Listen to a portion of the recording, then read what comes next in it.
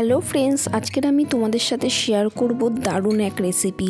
আজকের আমি বানাবো বাঁধাকপির মাঞ্চুরিয়ান বা চিলি বাঁধাকপি। ভীষণই টেস্টি, খুব ভালো একটা রেসিপি। তো চলো দেখে নিই এটা কিভাবে বানাবো।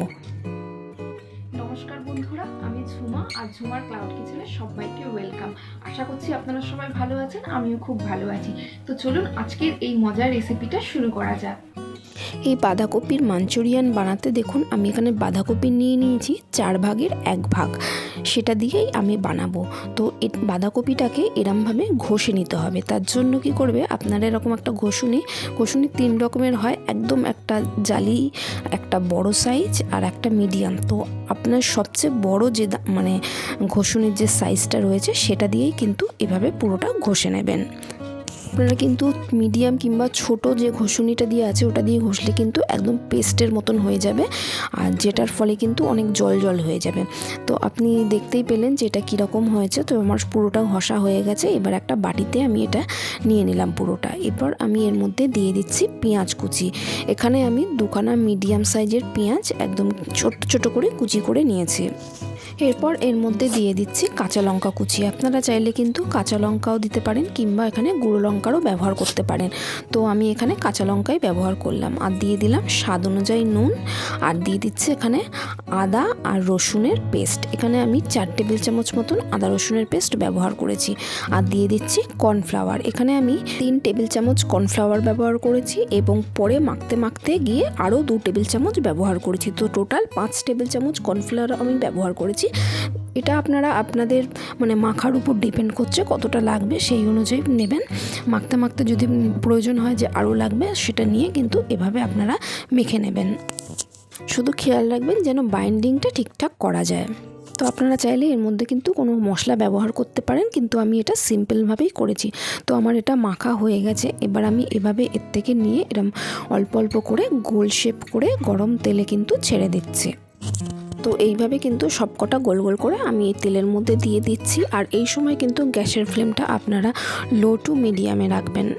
আমি যখন এই বলসগুলো দিয়েছিলাম তখন কিন্তু আমার গ্যাসের ফ্লেমটা হাই ছিল, আমি কমাতে ভুলে গিয়েছিলাম। তাই জন্য কিন্তু আমার এই বলগুলো একটু বেশি ভাজা হয়ে গিয়েছিল। তাই জন্য আপনারা কিন্তু সবসময় কিন্তু যখনই করবেন লো টু মিডিয়াম ফ্লেমে করবেন, তার কারণ প্রথমের দিকে কিন্তু তেলটা প্রচণ্ড গরম থাকে। তো এই বলগুলো কিন্তু আমি এদিক ওদিক দুদিকই খুব ভালোভাবে কিন্তু ভেজে নেব। তো আমার সমস্ত নতুন বন্ধুদের ভিডিওটা দেখার জন্য অসংখ্য ধন্যবাদ।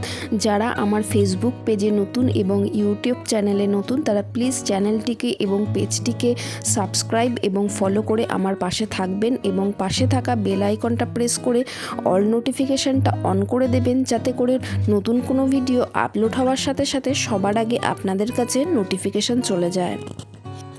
তো বলগুলো ভাজা হয়ে গেছে, তুলে নিয়েছি এবং ওই তেলের মধ্যেই আমি পেঁয়াজগুলো দিয়ে দিলাম। আর পেঁয়াজগুলো কিন্তু একটা পেঁয়াজকে 4 ভাগ করে ওর ভেতর থেকে যেভাবে ছোট ছোট করে বার করে নেওয়া যায় পাট পাট, সেই রকমই দিয়েছি, যেরকম চিলি চিকেনের জন্য কাটে। তো এবার পেঁয়াজটাকে একটু হালকা করে ভেজে নিয়ে এর মধ্যে আমি আদা রসুনের পেস্ট দিয়ে দিলাম।